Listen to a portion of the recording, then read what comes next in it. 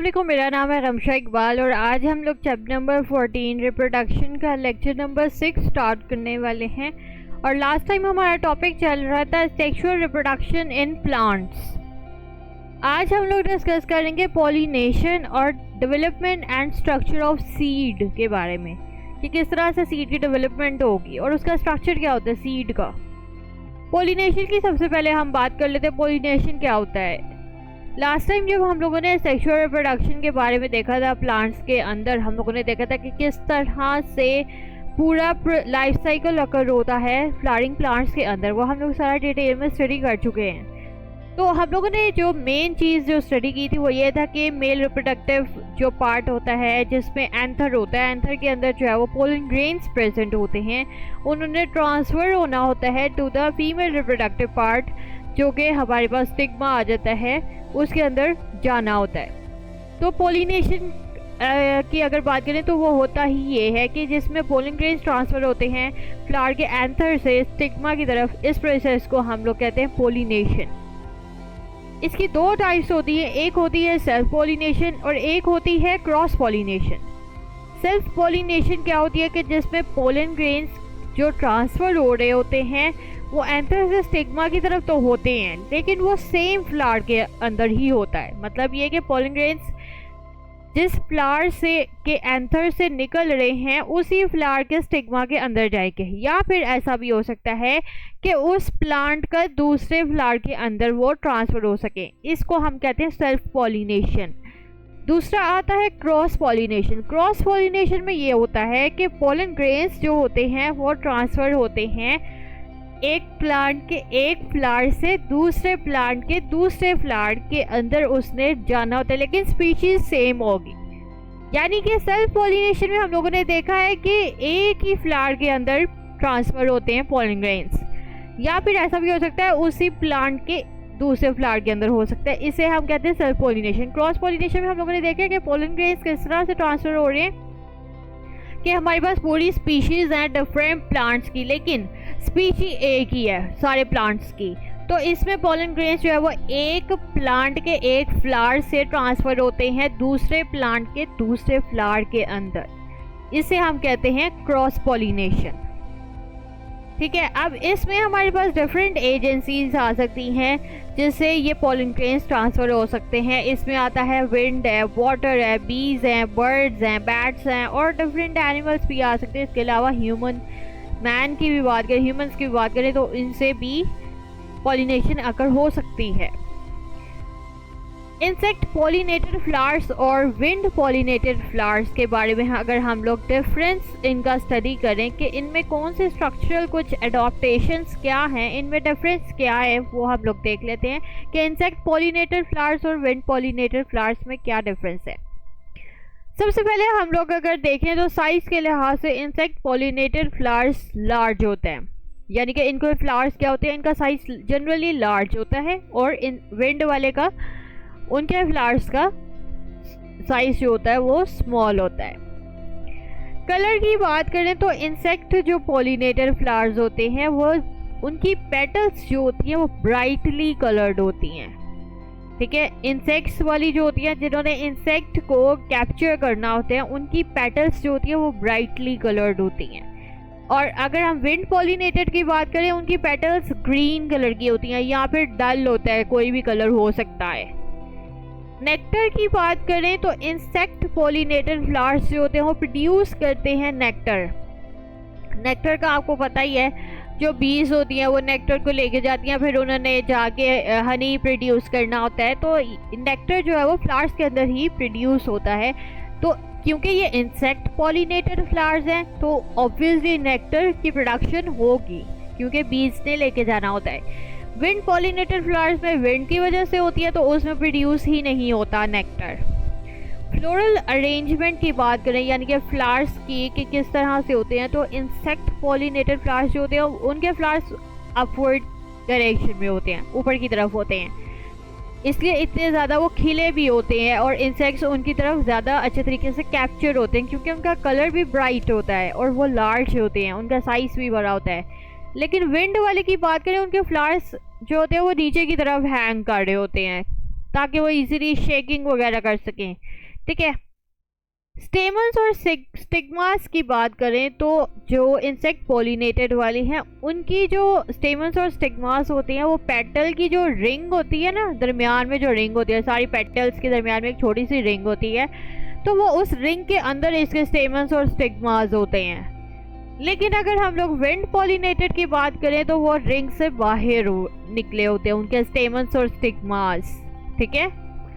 अच्छा, अब pollen grains की बात करें जो भी ट्रांसफ़र होते हैं, तो इंसेक्ट पॉलिनेटेड जो फ्लावर्स होते हैं उसमें बहुत स्मॉल नंबर प्रोड्यूस होता है और वो काफ़ी हैवी होते हैं और स्टिकी होते हैं, जबकि जो विंड वाले होते हैं वो लाइट होते हैं और उनकी स्मूथ सरफेस होती है पोलन ग्रेन्स की। स्टिग्मा की बात करें तो जो इंसेक्ट पॉलिनेटेड वाले होते हैं उनका पिन हेड शेप होती है और उसमें कोई वो नहीं होती, ब्रांचेस वगैरह नहीं होती, क्योंकि पहली बात तो ये वो पेटल्स के अंदर जो रिंग होता है उसके अंदर प्रेजेंट होती है, तो एक छोटा सा पिन हेड टाइप ही उनका स्ट्रक्चर होता है स्टिग्मा का, और उसमें कोई ब्रांचेस आगे निकली नहीं होती। लेकिन विंड वाले में देखें तो उसमें फैदरी ब्रांचेस निकली होती हैं ताकि वो पोलन को कैप्चर कर सकें। उन्होंने तो विंड के ज़रिए पोलन्स को कैप्चर करना होता है ना, इसलिए। एग्जांपल्स में देखें अगर इंसेक्ट पॉलिनेटेड फ्लावर्स में, तो इसमें रोज़ आ सकता है, सनफ्लावर आ सकता है, ऑर्चिड आ सकते हैं, और भी डिफरेंट फ्लावर्स जो भी इंसेक्ट्स को अट्रैक्ट करते हैं वो सारे फ्लावर्स आ सकते हैं, ठीक है। और अगर हम विंड पॉलिनेटेड फ्लावर्स में देखें, इसमें ग्रासेस हैं, कॉर्न है, और भी डिफरेंट आ सकते हैं फ्लावर्स। अच्छा, अब हम बात करते हैं development and structure of seed की, क्योंकि लास्ट टाइम हम लोग बात कर रहे थे एंजियोस्पर्म्स की ही डिटेल में। हम लोगों ने देखा था कि सेक्सुअल रिप्रोडक्शन उनके फ्लावर के अंदर किस तरह से होती है, तो आज भी हम लोग एंजियोस्पर्म्स को ही लेके चलते हैं कि उनके सीड्स के बारे में डिस्कस करते हैं। हमें पता है लास्ट टाइम हम लोगों ने देखा था एम्ब्रियो कहाँ से बनता है, जाइगोट से बनता है, एंडोस्पर्म टिश्यू कहाँ से बनता है, एंडोस्पर्म न्यूक्लियस से बनता है, सीड कोड कहाँ से बनता है, ये एक इंटीग्यूमेंट से बनता है जो कि ओव्यूल के इर्द गिर्द प्रेजेंट होती है। इंटीग्यूमेंट यानी कि ये एक कह लें कि कोई कवरिंग होती है जिससे सीड कोट बनता है। ओव्यूल के इर्द गिर्द जो कवरिंग होती है उससे सीड कोट बनना होता है।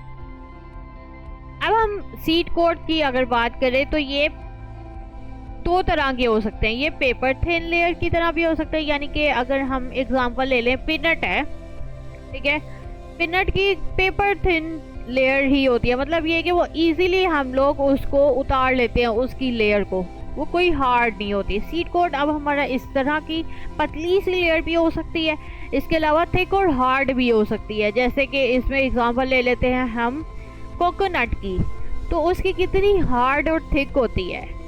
तो सीड कोट हमारे पास हर कह लें कि फ्रूट के लिहाज से डिफरेंट होता है, हर सीड के लिहाज से डिफरेंट होता है, ठीक है। इसके अलावा सीड कोट का क्या काम होता है कि इसने प्रोटेक्ट करना होता है एम्ब्रियो को, जो भी अंदर एम्ब्रियो प्रेजेंट होगा उसको इसने प्रोटेक्शन प्रोवाइड करनी होती है कोई भी मैकेनिकल इंजरी के लिहाज से। अच्छा, अब सीड कोट के ऊपर एक स्कार प्रेजेंट होता है जिसे हाइलम कहते हैं। स्कार का मतलब होता है यानी कि कोई भी मार्क हो सकता है, निशान वगैरह जो होता है वो सीड कोट में एक प्रेजेंट होता है जिसे हाइलम कहते हैं। ये वो वाला पॉइंट होता है जहाँ पे सीड जो होता है वो अटैच करता है ओवरी वॉल के साथ, ठीक है। और इस हाइलम के एंड पे एक और चीज़ होती है जिसे माइक्रोपाइल कहते हैं, और माइक्रोपाइल वही वाली ओपनिंग है जो कि पोलन, जहाँ से पोलन ट्यूब जो होती है वो एंटर करती है ओव्यूल में। अब हमें पता है ओव्यूल से क्या बनता है, सीड, ऐसे ही है। सीड के इर्द गिर्द हमारे पास सीड कोट है, सीड कोट में हमारे पास स्कार है जिसे हाइलम कहते हैं, और उसके एक एंड पे है माइक्रोपाइल। माइक्रोपाइल जो होती है वो वाली ओपनिंग होती है जहां से पोलन ट्यूब एंटर करती है ओव्यूल में, ठीक है। और इसके अलावा सीड इसको यूज़ भी करती है वाटर एब्जॉर्प्शन के लिहाज से भी, माइक्रोपाइल को यूज़ करती है। इंपॉर्टेंट शॉर्ट क्वेश्चंस और एमसीक्यूज हैं। अच्छा, अब हम थोड़ा एम्ब्रियो के लिहाज से बात कर लेते हैं। सीड कोट के बारे में डिस्कस कर लिया। एम्ब्रियो की बात करें तो ये एक इमेच्योर प्लांट होता है, ठीक है। एम्ब्रियो वही होता है कि जो अभी प्लांट सही तरीके से बना ही नहीं है, वो उसे हम एम्ब्रियो कहते हैं। तो ये इमेच्योर प्लांट होता है। इसके अंदर 3 कंपोनेंट्स होते हैं, इसमें रेडिकल होता है, प्लूमुल होता है और 1 से 2 हमारे पास कोटिलीडन्स होते हैं। ये मैं आपको स्ट्रक्चर बुक में दिखाऊंगी, डायग्राम आपकी बुक में बनी हुई है, तो वहाँ से मैं आपको दिखा दूंगी कौन से स्ट्रक्चर्स हैं ये। अच्छा, अब कोटिलीडन्स के ऊपर जो एम्ब्रियोनिक स्टेम होती है उसे हम लोग कहते हैं एपिकोटाइल, और अगर एम्ब्रियोनिक स्टेम हमारी कोटिलीडन्स के नीचे प्रेजेंट हैं उसे हम कहेंगे हाइपोकोटाइल। इंपॉर्टेंट शॉर्ट क्वेश्चन है, इन दोनों का डिफरेंस क्या होता है, एपिकोटाइल और हाइपोकोटाइल में क्या डिफरेंस है। जो भी कोटिलीडन से ऊपर एम्ब्रियोनिक स्टेम जिस पॉइंट से निकल रही है उसको एपिकोटाइल कहते हैं, और जो नीचे निकल रही है उसे हाइपोकोटाइल कहते हैं। इसके अलावा सीड के अंदर अगर हम बात करें तो हमारे पास पूरी एक कह लें अंदर स्टोर होता है न्यूट्रिएंट्स का। सीड के अंदर सारे न्यूट्रिएंट्स कह लें कि आप सीड के अंदर प्रेजेंट होते हैं, जिससे सीडलिंग बनती है, और वो कहाँ से ग्रो करते हैं, वो एम्ब्रियो से ही ग्रो करती हैं। ठीक है। अच्छा, एंजियोस्पर्म्स की अगर हम बात करें तो फूड इसमें कहाँ पे स्टोर होता है। फूड, जो भी स्टोर्ड फूड होगा वो हमारा एंडोस्पर्म टिश्यू से हमारे पास डिराइव होगा। एंडोस्पर्म टिश्यू भी हम लोग ऊपर डिस्कस कर चुके हैं, लास्ट लेक्चर में भी हम लोग डिस्कस कर चुके हैं वो किस तरह से बनती है। एंडोस्पर्म टिश्यू से क्या होता है, वहाँ से फूड को स्टोर किया जाता है, क्योंकि इसके अंदर ये रिच होता है, इसके अंदर ऑयल बहुत ज़्यादा प्रेजेंट होती है, स्टार्च है, इसके अलावा प्रोटीन काफ़ी प्रेजेंट होती है। इसी वजह से फूड यहाँ से स्टोर किया जाता है एंडोस्पर्म टिश्यू से। ज़्यादातर सीज के लिहाज से भी बात करें तो फूड जो होता है एंडोस्पर्म का वो एब्जॉर्ब होता है और स्टोर होता है, कहाँ पे स्टोर होता है, कोटिलीडन्स पे, जो कि सीड के अंदर जो कोटिलीडन्स होती हैं वहीं पे ये एम्ब्रियो के अंदर जो कोटिलीडन्स होती हैं वहीं पे ये स्टोर करती हैं। ठीक है। अभी कोटिलीडन्स क्या है, प्लूमुल क्या है, रेडिकल क्या है, ये मैं अब आपको बुक से पढ़ा देती हूँ। यहाँ से आज हम लोगों ने स्टार्ट किया, सबसे पहले पॉलिनेशन में देखा है, ये इंपॉर्टेंट शॉर्ट क्वेश्चन है, इसकी डेफिनेशन और इसकी टाइप्स। ठीक है। इसके बाद इसमें ये जो इंसेक्ट पॉलिनेटेड फ्लावर्स और विंड पॉलिनेटेड फ्लावर्स में जो एडॉप्टेशंस हैं ये भी इम्पॉर्टेंट शॉर्ट क्वेश्चंस। और अगर पेपर में लॉन्ग क्वेश्चन आया है कि पॉलिनेशन की बताएं तो आप डिफरेंस भी बताएंगे उसकी टाइप्स का, साथ में आपने ये एडॉप्टेशंस भी बतानी होंगी। वैसे ज़्यादातर ये इम्पॉर्टेंट शॉर्ट क्वेश्चंस के लिहाज से आता है। In some plants, ovaries develop into fruit without the fertilization inside their ovules. This process is known as the parthenocarpy, and it results in seedless fruits, for example, bananas and seedless varieties of grapes. अच्छा, अब यहाँ भी बताया हुआ है कि कुछ plants में ऐसा होता है कि ओवरीज जो होती हैं, ओवरीज क्या करती है, वो डेवलप होती है इनटू द फ्रूट। ठीक है। लेकिन उसमें ओव्यूल्स के अंदर फर्टिलाइजेशन नहीं होती। ठीक है। तो इस प्रोसेस को हम लोग कहते हैं पार्थेनोकार्पी, और इसमें एग्जांपल्स कौन सी आती है, सीडलेस फ्रूट्स आ सकते हो, ग्रेप्स हैं, बनानास हैं, इनमें ये होता है पार्थेनोकार्पी। ये भी शॉर्ट क्वेश्चंस और एमसीक्यूज में आ सकता है। Evolution of the seed has been proved as an important step in the success and spread of flowering plants as compared to the seedless plants like mosses and ferns.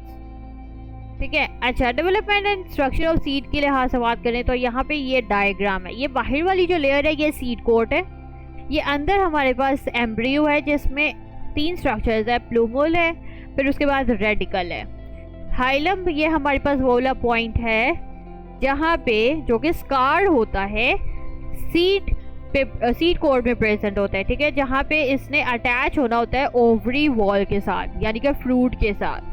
ठीक है। और इसके नीचे ये हमारे पास कोटिलीडन्स होती हैं। ठीक है। The form of the stored nutrients in seeds varies depending on the kind of the plant. ठीक है, समझ आ गई होगी। अब इतनी लाइंस की तो अब इजीली आप लोगों को समझ आ जाती होगी। अच्छा, ये जो हम लोगों ने आज स्टडी किया है ये important long question, short question और एमसीक्यूज तीनों के लिए। ठीक है। तो इसका अगर स्ट्रक्चर और डेवलपमेंट ऑफ सीड की अगर लॉन्ग क्वेश्चन आएगा तो आपने ये डायग्राम भी बनानी होगी।